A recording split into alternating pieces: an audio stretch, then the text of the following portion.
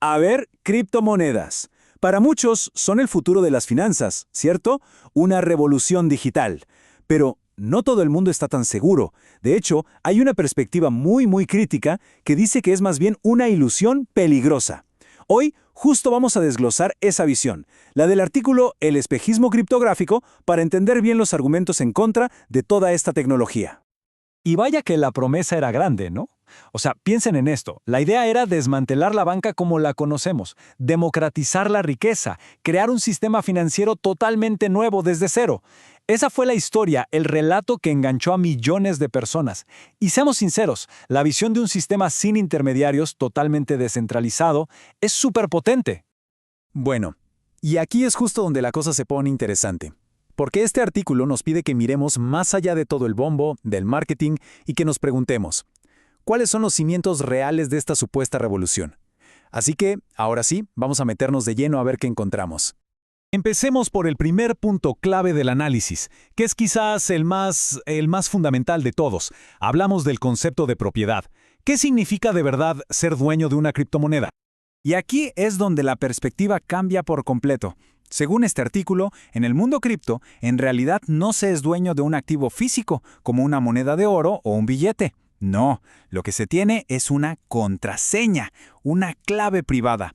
Y esa clave te da acceso a un apunte, a una línea de código en un libro de contabilidad digital.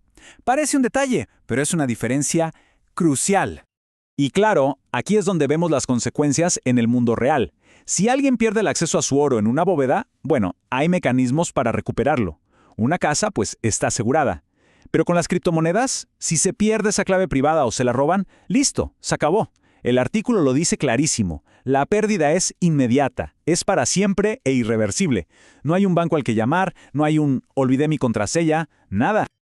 Ok, entonces, si la propiedad es así de frágil, ¿cómo es el mercado? Bueno, el siguiente argumento del artículo se enfoca justo en eso.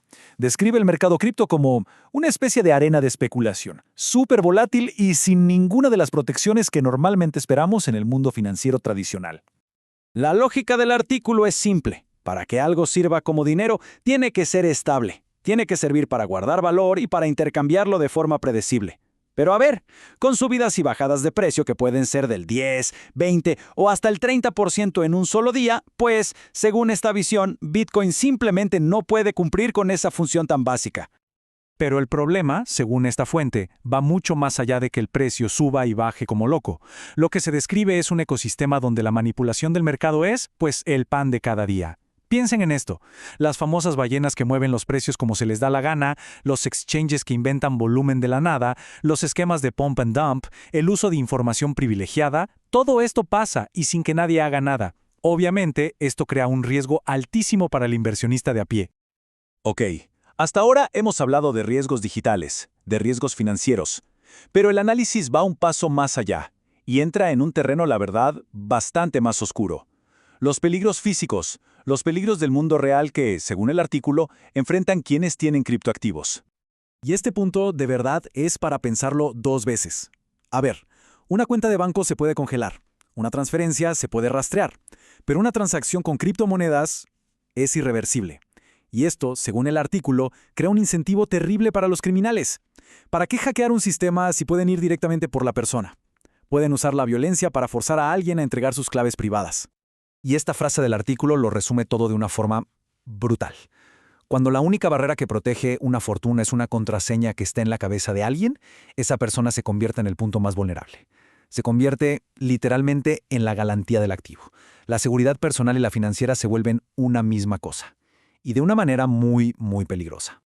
Y claro, a los peligros físicos hay que sumarles una lista larguísima de riesgos digitales. Un error tonto, un hackeo, un dispositivo que se pierde, caer en una estafa de phishing y listo, los fondos se esfuman. Para siempre. Y no hay un servicio al cliente, no hay seguro, no hay ninguna institución que responda. Absolutamente toda la responsabilidad es del individuo. Bien, ahora vamos a ampliar un poco la mirada, porque el artículo no solo se queda en los riesgos para una persona, sino que apunta a lo que considera fallas de base, fallas estructurales de todo el ecosistema cripto. Seguro que esto lo han escuchado 1000 veces. Uno de los argumentos más fuertes a favor de Bitcoin es su escasez. Está programado para que solo existan 21 millones de monedas. Punto. Y en teoría, eso debería hacer que su valor se mantenga a largo plazo. Es como el pilar central de toda la historia pro-Bitcoin. Pero, aquí es donde el artículo lanza el contraargumento. Y es muy simple. Sí, el número de Bitcoins es limitado. Cierto. Pero la capacidad de crear otras criptomonedas es infinita. Totalmente infinita. Ya hay más de 10 millones de criptos distintas, y cualquiera puede crear una nueva en cuestión de minutos. Así que visto desde esa perspectiva, el argumento de la escasez como que se cae, ¿no? Y después tenemos el tema del costo para el planeta. El mecanismo que hace funcionar la red de Bitcoin, lo que se conoce como minería, consume una cantidad de energía que es simplemente brutal. Estamos hablando de que gasta más electricidad en un año que países enteros como Argentina o los Países Bajos. El artículo lo describe como un derroche masivo de energía solo para mantener lo que llama una fantasía digital especulativa. Y bueno, todo esto nos lleva al veredicto final del análisis, a la pregunta del millón, la más importante de todas. Al final del día, ¿qué es lo que respalda el valor de una criptomoneda? ¿Qué hay detrás? A ver, pensemos en esto. Los activos tradicionales por lo general representan algo real, algo productivo. Las acciones son un pedacito de una empresa que genera valor. Los bienes raíces son, pues, tierra y ladrillos. Pero según esta fuente, las criptomonedas no representan nada de eso. No hay una empresa detrás, no hay un flujo de dinero, no hay un bien físico. Su valor, argumenta el artículo, depende, pues, únicamente de que la gente crea que tiene valor. Y con esta frase tan directa, el artículo cierra su argumento. La idea de que las criptomonedas son, al final, un espejismo. Una tecnología muy innovadora, sí, pero sin un fundamento real para ser consideradas una inversión. Es una visión muy crítica, sin duda, pero que nos deja con una pregunta flotando en el aire. En esta era digital, ¿qué significa realmente que algo tenga valor?